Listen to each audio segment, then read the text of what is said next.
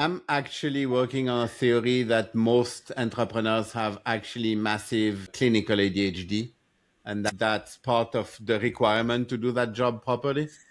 Like what I learned, what I wish I learned, well, I learned it on a theoretical basis, but it was too late for me, is be prepared. And the first way you get prepared is you have a war chest. So now I'm an absolute war chest bastard with my client. I'm not talking to you on anything gross until you have a war chest that allow you to weather like bad stuff.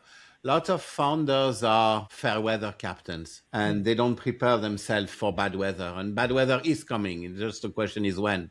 Talking to dozens of entrepreneurs in that particular space of time, I identified three main reasons. There's many more, but three that are very common, if not always present, in no particular order. One is founder gets exhausted. So doesn't necessarily show in like feeling of tiredness, but they reach a point where, first of all, they spend too much time in the company and not enough time on the company. They spend too much time on what's urgent and not enough time on what's important. And they are so tired, even if they don't admit it, so exhausted physically and mentally that they tend to lose the ability to make good decisions. So they don't have the big picture because they're too much in the company. They don't make right decision because they focus too much on what's urgent and they're tired. Welcome to the Entrepreneur Podcast, filled with marketing and leadership tips on launching and growing your business with your host, Deanne Mora. Welcome back to the podcast. Today, I'm joined by someone who has not only walked the founder's journey, but sprinted across the finish line with a 9-figure private equity exit. Alex Sikorski is a special advisor, international best-selling author, and trusted guide for founders navigating the treacherous path from 5 million to 20 million and beyond. If you're stuck scaling or dreaming of cashing out, this one's for you. Alexis, welcome to the podcast. Thank you, Diane. Thank you for having me. No, my pleasure. It's great to have you here. So take us back. What drove you to be an entrepreneur, and how did that first venture evolve into the success story that we know today? Well, my first experience with entrepreneurship was when I was 15. I started an export-import company. I don't think my parents have forgiven me to that day, but yeah, I started super early. It's basically the only thing I know how to do. So I never did. Well, that's not true. I was an employee for a total of 14 months in my life, and I ended up buying the company. So like literally, I realized there's nothing else I can do. And I think you'll see that with a lot of entrepreneurs. Nobody in their right mind, although not many entrepreneurs are in their right mind, but nobody will choose that career path if any other was available. That's true. That's very true. I think a lot of entrepreneurs are just simply wired that way and are just very unhappy if they're working for someone else because they're just bursting with ideas that they want to implement and they don't want the roadblocks of somebody else doing it. I'm actually working on a theory that most entrepreneurs have actually massive clinical ADHD, and that's part of the requirement to do that job properly. Yeah, well, as I'm looking at the 45 browser tabs I have open, I have no idea what you're talking about. Yeah. So what was the hardest moment in your founder journey and what did it teach you? Oh, God. Okay, I'm going to give you a specific period, and then in this period, I'm going to give you a specific moment that I still have nightmares about. So we started the company in 2000. We're fantastically happy. I thought I was so smart and so intelligent, and I knew everything. And our company was selling software for private banks. And company started in 2000. In 2007, 2008, we were really, really like nothing can go wrong. Like especially when you sell software to banks, what can go wrong in 2008, right? So in one day specifically, we lost 75% of our revenue, literally in one day. All the clients were calling me and say, well, we love you. We really enjoyed working with you, but just so you know, we're not buying anything from you and for a long time. So that's led to 4 or 5 years of really hard times, like having to fire a lot of the people and every month asking yourself, like, is it good money chasing bad money? Do we even continue? Like having to mortgage my house. It's like really, really tough times. But all that, like, we deal with it, right? But there's one specific time. I think when the crisis happened, we had roughly 80 employees in the company. And one specific day, I had to fire 25. And there is special rules in Switzerland on how you can fire people. If it's more than 10% of the company, you have to follow a specific set of rules. One being like you have to tell them that you intend to fire people in 3 weeks, but you're not allowed to tell them who they are. So for 3 weeks, everybody knows there is a big chance they're getting fired, and you cannot tell them who is fired and who is not. In theory, in like, anyway, that's the legal theory. And then on the specific day, you ask 25 people to go to the boardroom and you fire them. And keep in mind, I mean, most entrepreneurs will understand that these people were my family. Like, it's a family run business. It's not like, it's not Fortune 500 companies. The people are not lying on an Excel spreadsheet. Like once a year, they would barbecue for them. They will come to my house with their family. It's like literally these people are family, and you have to fire 25 of them for not doing a thing wrong. It's not like for cause, or it's not because they were bad employees. They were all fantastic employees, and you have to fire them. That specific moment, and I'd say even more than the moment that says the night before, is something it's difficult for me to just think about without feeling extremely sad.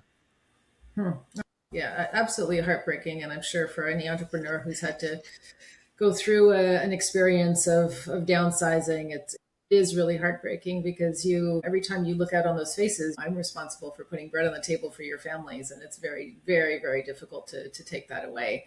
And so obviously your client concentration was in banking. So it's kind of interesting because entrepreneurs are always advised to niche down, find something very specific. But in that case, anyone who, niche down in banking, or during COVID, if they niche down in cruise lines, or et cetera, that it can really be detrimental to the business, and in some cases it could destroy the business. So what are your thoughts, having gone through that, on niche or not to niche? Well, first of all, you have to niche, right? You cannot be a universal company. You cannot be Coca-Cola and still there. Like if people stop drinking, you know what I mean? You have to have a specialty. Even very large company have specialties, like you being Accor Hotel or being Marriott. It's very, very, very large companies, but still during COVID, they take massive, massive hit. So my recommendation is not to niche. My recommendation is something I tell to all my customer. It's not like if shit will happen. It's shit will happen. And the question is when and how big is it going to be, and how prepared are you? Like people are all the time surprised that shit happens, although it happens every 10 years at least. You had the 2000 bubble, and then you had the global financial crisis, and then you had COVID, and then you had the Ukraine war, and like that's gonna happen. It's how are you gonna prepare? A quote which is unlike me, but there is allegory on the Bible that, oh gosh, I wish I remember which one. I think it was Benjamin who got summoned by Pharaoh to explain dreams. And Pharaoh had a dream of 7 fat cows getting eaten by 7 skinny cows. And it's an allegory of like when you have your 7 years of really great gathering and everything is going fine, don't forget that after that, there are going to be 7 years of skinny cows. Like what I learned, what I wish I learned, well, I learned it on a theoretical basis, but it was too late for me, is be prepared. And the first way you get prepared is you have a war chest. So now I'm an absolute war chest bastard with my client. I'm not talking to you on anything gross until you have a war chest that allow you to weather like bad stuff. Lots of founders are fair weather captains, and they don't prepare themselves for bad weather. And bad weather is coming. It's just the question is when. And when you say a war chest, you mean having the financial reserves or other things as well? Financial reserve. I want you to have, it's generic, can be more specific, but basically I want you to have 9 months of burn rate in your bank account. And that's tough for startups, especially. It's also tough to pay the salaries. It's tough to pay for marketing. It's tough to pay for trips. It's tough to pay for restaurants. Everything is tough. It's just part of the toughness. You have to have that. All of the choices. And as you know, I only work with companies that are profitable and that are in process of growing. The founded startups and the new unicorn, it's not my universe. I don't know how to help these people. Yeah, it is another world. So you've said that launching and growing a business can be lonely. What do you mean by that? And when did that hit you the hardest? Well, I'm looking for, it's going to be a bad translation in French of a French saying that say, you recognize happiness by the sound it makes when it leaves. That's a great expression. So You true. recognize loneliness by the moment you don't have it anymore. And for me, like loneliness was always like a dull feeling. It's like you can have 20 people around you. At the end of the day, you're the one bearing the responsibility of every single decision. Company is not a democracy. It's an autocracy. You are the one making the decision. You take all the advice you want. At the end of the day, it's your decision. And I recognize that at one specific moment. So when I went through the sale process of my company, it's like a 6 to 9 months process, and including 6 months of due diligence that I elegantly call the 6 months colonoscopy. And you get to a point where you're in a boardroom, some papers are signed, you still don't really believe it. And at one point, your lawyers get out and goes to, don't make fun of me, to the fax machine, because it was that time, and bring you your your statement with the amount on your bank account. And that moment, I felt like all the weight, the loneliness, the responsibility, like everything evaporated in 1 second. And literally, I felt like I could fly. And I finished the meeting. It's been hours because we had like 2,000 pages to sign. Went home and slept for like 36 hours. First time in 20 years that I actually slept. Amazing. Amazing. Now, you specialize in helping founders to break past the $5 to $20 million plateau. Why is that jump so hard for so many entrepreneurs? At the moment, what I'm going to tell you is a bit empirical and a bit experimental. So don't take that at cash value, because I'm still analyzing that. And by the way, it's going to be the topic of my next book. So I'm starting research on that. But from experience, from talking to dozens of entrepreneurs in that particular space of time, I identified 3 main reasons. There's many more, but 3 that are very common, if not always present, in no particular order. One is founder gets exhausted. So doesn't necessarily show in like feeling of tiredness, but they reach a point where, first of all, they spend too much time in the company and not enough time on the company.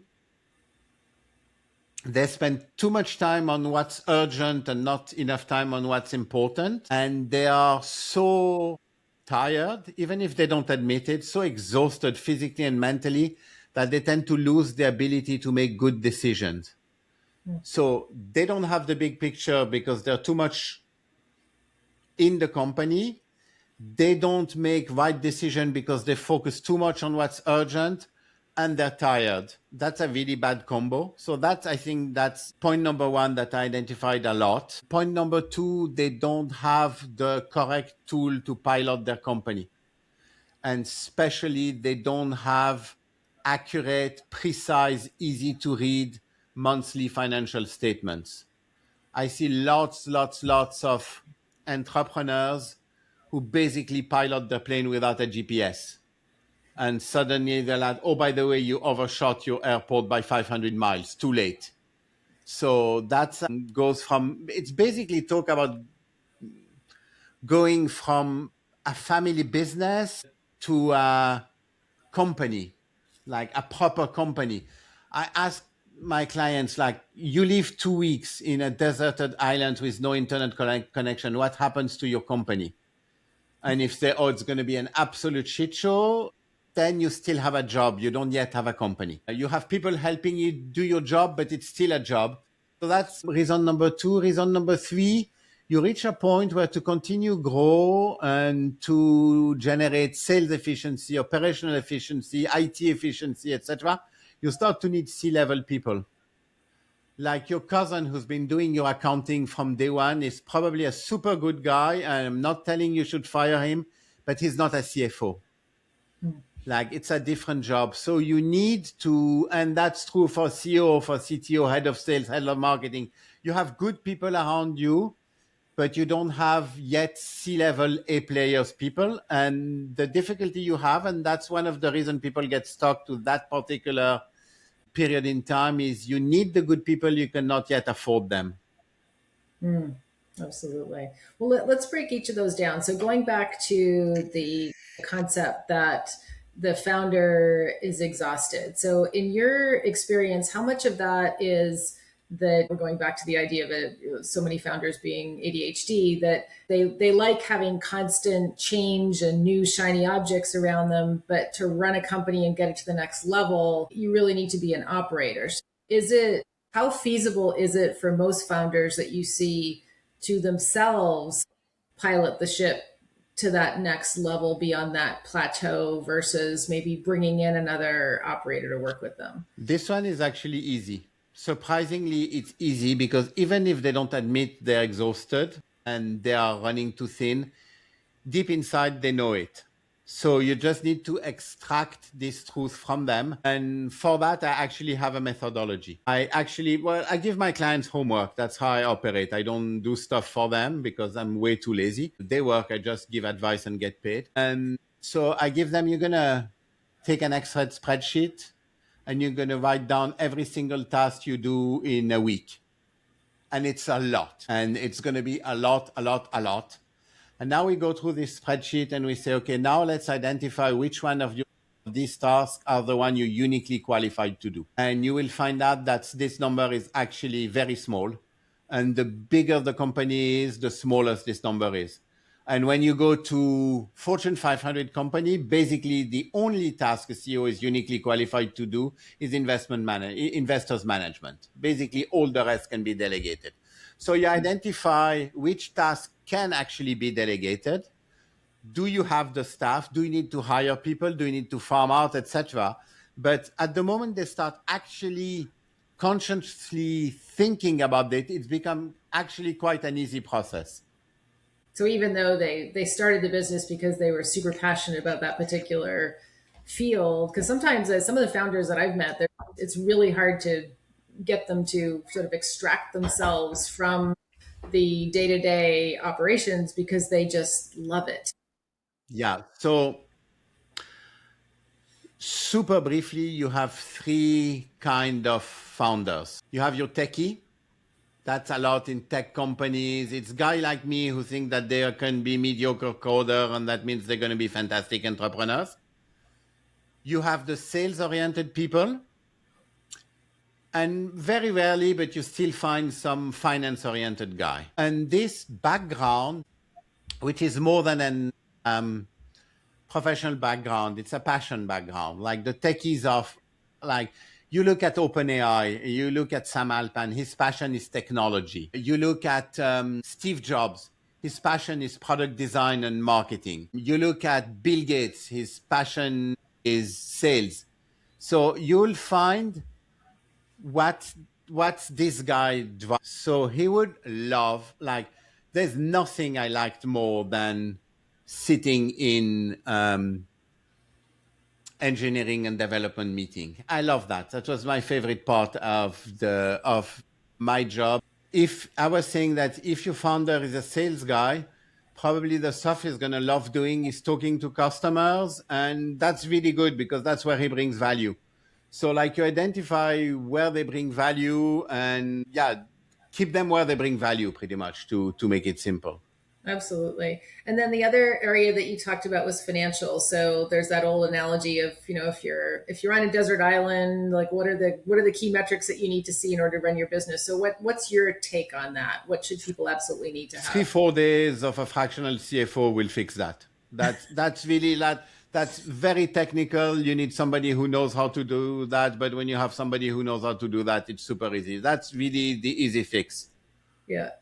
So, and it sounds like if to your point, that you can't necessarily afford to have your own full-time C-levels, but there's a lot of people out there that are very qualified fractionals that would be good to pull in across multiple dimensions. Yeah, pretty much. And then the third point is that's also true for every C-level.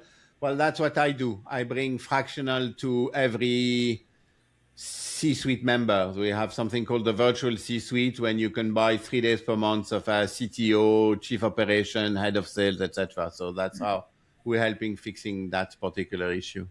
Excellent. So I know you've worked a lot with private equity. So let's demystify private equity for our listeners. Now, one of the things that I know that we talked about when we were prepping for this is that you told me that the model of multiples of EBITDA is false. So let's unpack that a little bit. What's really happening behind the scenes? It's not false per se, it's incomplete. So they will tell you they're buying your company for a multiple of the EBITDA, but the number they use, it's not your actual EBITDA. They call it nominal EBITDA. And it's your EBITDA plus other stuff. And that's one of the way they're making money. Tons of example, but very simple example. You fire somebody in November or somebody leaves in November. In your EBITDA for that year, you'll have 10 months of his salary. But they're going to calculate your EBITDA without this salary because next year they know they won't have to pay this guy. So suddenly your EBITDA is $1 million, but the nominal EBITDA is 1.2 million because they know they don't have to pay this salary, etc. And there's lots of stuff piling up. So that's one of the things. The multiple of EBITDA is easy and simple way to calculate the valuation of your company. But there are many, many different parameters that help calculate the company. I actually use a tool to calculate the valuation of the companies and run the tool every quarter to see where we're going, because there are parameters that people never think about. So the one I gave you as an example is what happens if I go on a deserted island. That's big part of your valuation. Mm. If the company doesn't run without you, basically you don't have much to sell because you're becoming a massive risk. So most of the time, the private equity will aim to keep you on board as CEO, but you cannot be the single point of failure. It's too risky for them. Other very common example is, okay, let's imagine you have a company that does 10 million EBITDA that's roughly valued at 100 million. Now you go into your clients and you see one client is 60% of your revenue. How do you think the valuation look? Yeah. So it's like there's the pluses. What I'm hearing from you is there's your basic EBITDA, there's nominal EBITDA is where we kind of do the pluses and minuses based on the projection, which I'm assuming is, unless you're smart, not what private equity offers you. It's what they know they can get. So there's a negotiation there, I'm assuming. Am I right? At the end of the day, it's a supply and demand game. It's as simple as that. The valuation of your company is how much somebody is willing to pay for it, right? So it means two things. For competition to work, You need some form of transparency. That's how competition works. If you don't know how much Ford is selling this truck, you don't know how much the GM truck is worth. So you need transparency.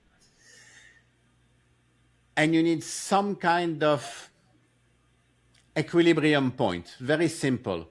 Like usually when I start talking to a client, I usually take 10x EBITDA as a marker because it's a pretty decent approximation. Company is doing 10 million EBITDA. There is little chance it's worth 10 million. There's little chance it's worth $1 billion, right? It's going to be worth around this 100 million mark.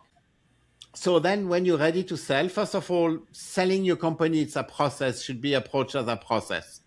Like it should not be like, oh, I want to sell my company. There is at least, when I work with my clients, there's at least a year of preparation for the sale. Like I'm old fashioned, so I'm calling it dressing the bride, but I've been told by my HR people today, I'm not allowed to say that anymore. Like make your company look pretty for private equity.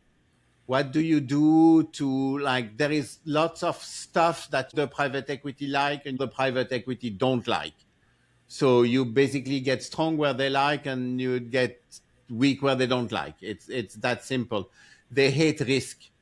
They hate risk. So everything that's risky, you're going to de-risk before you sell. They love untapped potential. They love a company that's doing great with a mediocre sales team.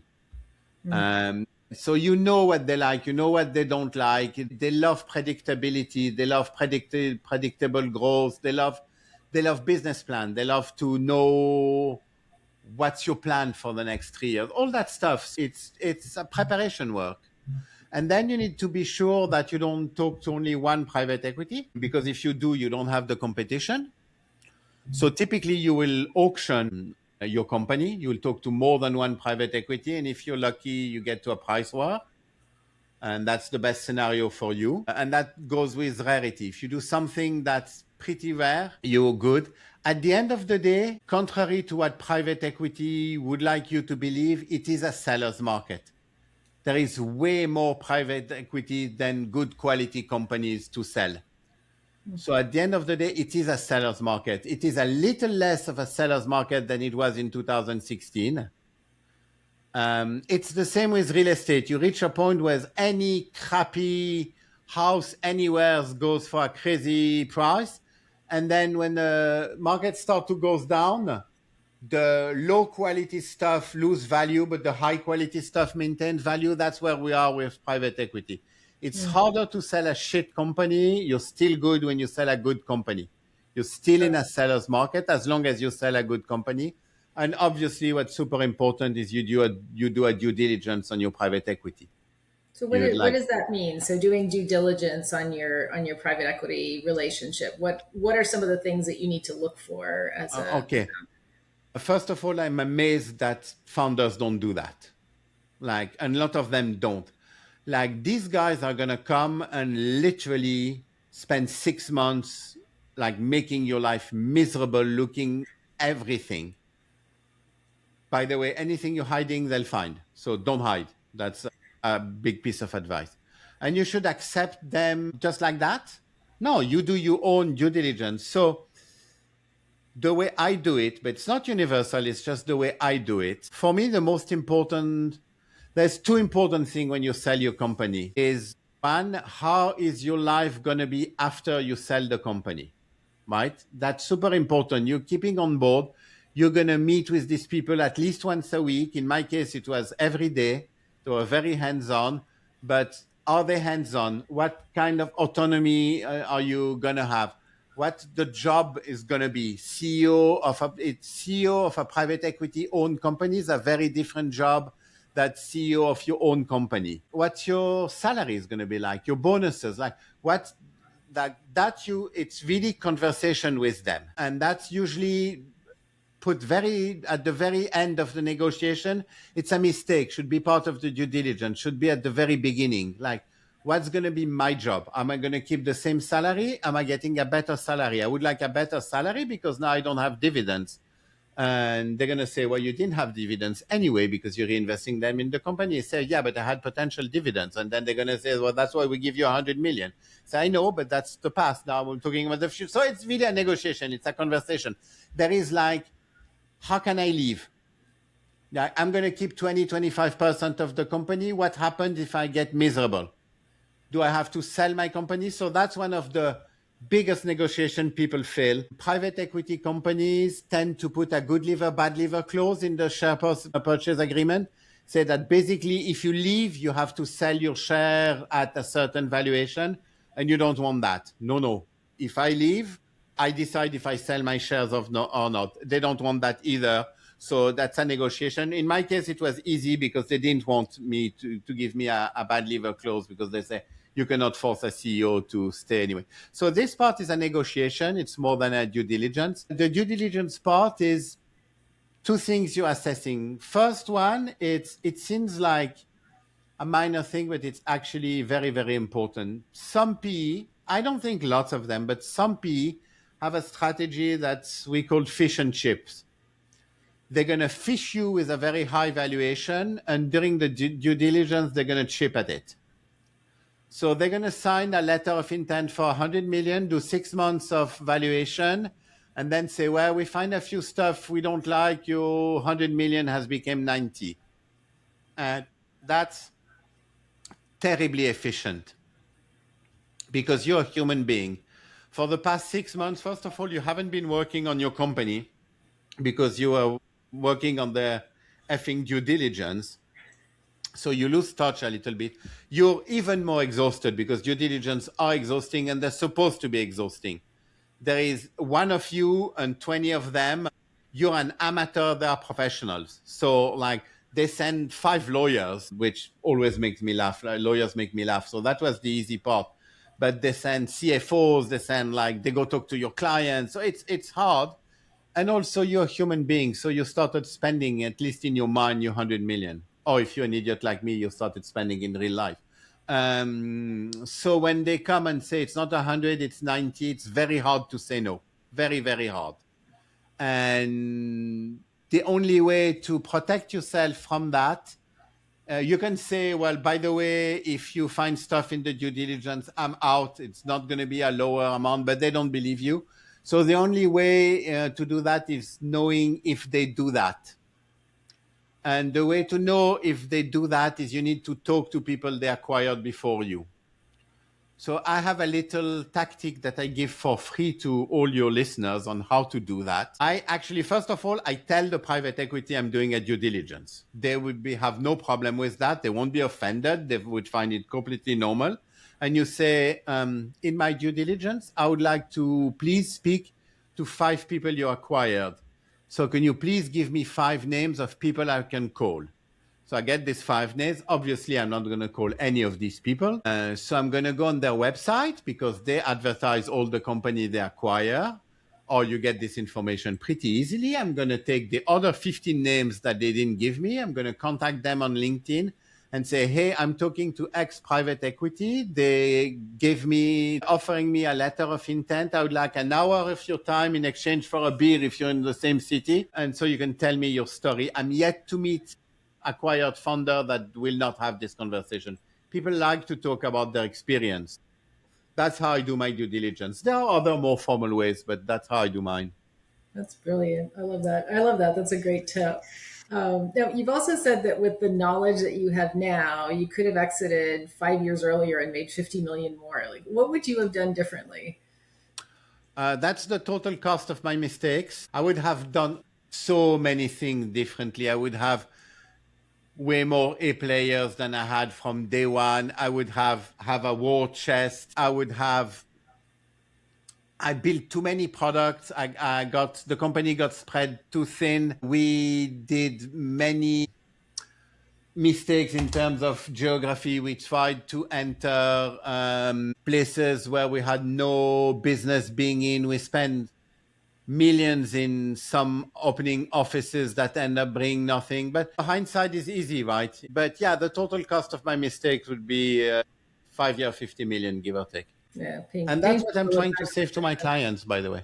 Absolutely. Well, and as you're talking to clients, there's obviously there's some items on the financial side, on the operation side that they need to prepare for, but mentally it sounds like there's a preparation process to get ready for exit. What are your thoughts on that and how do you guide them? The first question is, okay, it's a stepped process. First of all, you need to know what he as a human being, what the founders wants. Start by, what's your number?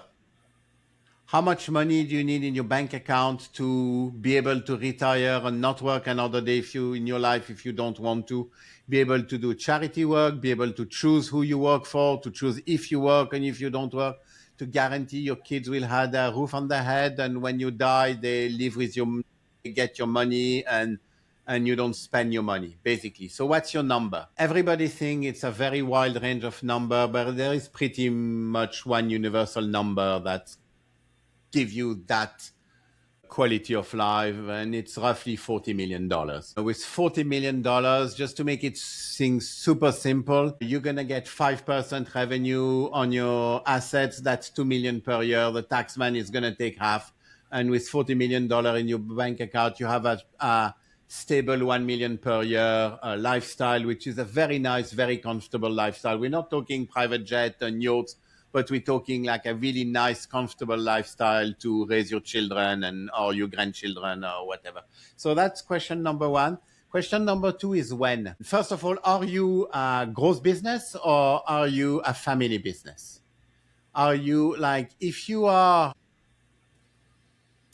goal in life is like, I have a lifestyle business, I'm taking 1 million per year in salary and dividends in my business, and that's how I want to be, that's perfectly fine. It's actually a very, very good way to live your life. And then maybe I leave my business to my kids, or I don't care what happened when I die. It's a very nice and really super nice way of being an entrepreneur. Just I cannot help these people, because these people need two things. They need operational excellency, which I'm really not good at, and they need tax optimization, which I suck at. So I'm not the good person for these people. So need to be sure that what you want is actually to exit your company. And then you talk about the mental framework you need to be in selling your company. I hear a lot of, oh yeah, they're going to buy my company and then I won't be in control of my company. Yeah, duh. You sold your company.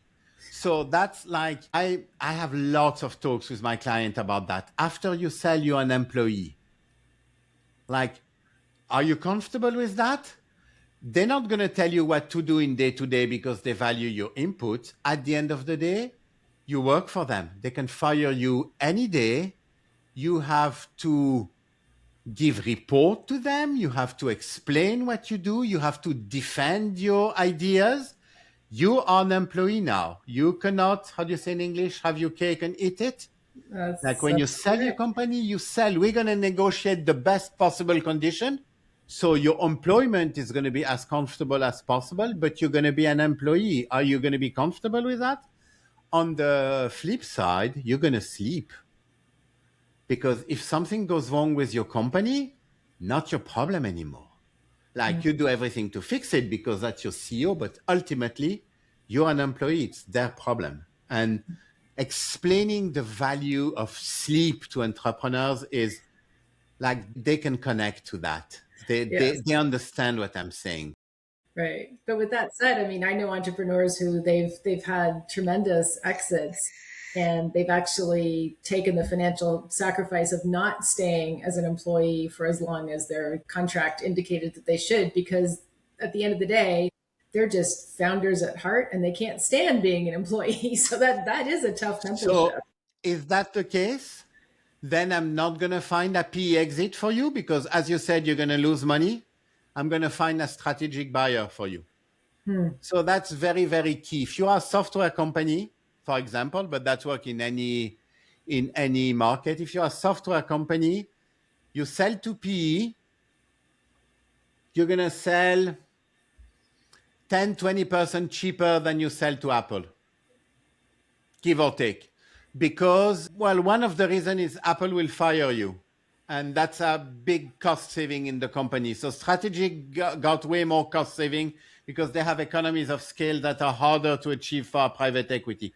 So if your will is to exit the company yourself when you sell the company, then P is not the number one choice. Strategic becomes the number one choice. It's That not makes a sense. universal rule, but it's like, that's why we need to have this conversation. If you're not going to be comfortable working for somebody, then sell your company. Don't stay in there. Sell 100% of the share. P will usually not buy 100% of your company. They'll buy 75, 80%. You'll stay on board as a minority shareholder. It's a completely different dynamic. Yeah. Yeah, absolutely. Well, so I know that you're in the process of writing a new book, Cashing Out. So tell us what inspired it and who is it for? So basically, the story of cashing out started when I did my executive MBA at Oxford. Because I was starting to talk to entrepreneurs, and I was like, crap, they're making the same mistake I made. Maybe I can help them. And that's when I start like doing the advisory business and also a lot of pro bono business because I'm an idiot. And I apologize for the next sentence. It's gonna sound super new agey, which is like I'm too old for that, but still, it's a big thing. I love helping people. I get a lot of satisfaction, and I was like, okay, so I can help 10 people in a year. How can I help more? And that's why I decided to buy the book. I think the book has, well, obviously, I think the book has value because I wouldn't write it if I didn't think that, but it sold well, so it's hit a chord of, yeah, it's bringing some value to entrepreneur, and I get very, very nice messages from reader like almost on a daily basis. It's super nice. So that was the idea behind the book. I don't know, did I answer your question? No, you did. You did absolutely. And then, so I think you're in the process of writing a new book. So tell us a little bit about that, because I believe when we were prepping for this that you're looking for people who can kind of give ideas or inputs for the book or somehow get Yes, involved in that the would journey. be super, super helpful. So I'm operating under the few assumptions I told you earlier about founders hitting the plateau, which is perfectly fine, because if I find with an entrepreneur that I was wrong in my assumption, I can always pivot, change, move. In a book, you cannot really do that. So you have to be sure that your analysis of the market and of the problem these founders are is pretty bang on. So what I did with the first book is basically I talked to maybe 100 private equity professionals because I wanted to be sure that how unique was my experience. And now I've been working with private equity for almost 10 years, and I do company valuations for them. I do management valuation for them. So I spend a lot of time with them, but still I did 50 interviews of private equity people to be sure like I had like at least the diagnostic correct. Maybe then I can be wrong in my solution, but that's my solution. That's how to test real life. And with the second book, I want to be sure I have the correct diagnostics for these people. So I would really appreciate if some of these founders, so talking companies that are founder based and founder led. We're not talking again about startups, but like I'm talking about grinders. I call them grinders, bootstrapped entrepreneurs, family entrepreneurs that been through hardships and that are in some ways a bit struggling. I would love to get an hour of their time so I can interview them, and in exchange they get a free signed copy of my first book. That's a Nice. huge benefit. It's almost worth £5. Very nice. Wonderful. Well, I do know a few that I think I can send your way, and hopefully our listeners will want to get involved as well. If they do want to reach out to you, Alexis, what's the best way for them to reach you? Find me on LinkedIn. I'm lucky enough. I don't know if you put my LinkedIn link in We will in put it in the show. the thingy. If not, I'm lucky enough. The only luck I have with my name is it's pretty uncommon. So if you find Alexis Sikorski, good chance you'll find me. I'm not like John Smith. That sounds great.